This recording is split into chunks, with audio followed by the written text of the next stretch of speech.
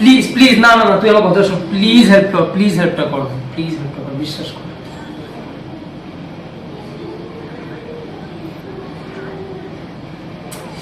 আরে নামটাই তো জানি না, আমি শুধু এইটুকু বলতে পারবো মেয়েটা একটা গায়ে কালো ড্রেস পরেছিল আর একটা মাস্ক ছিল, হ্যাঁ মাস্ক ছিল, ম্যাসকিউরেট পার্টি মাস্ক ছিল একটা।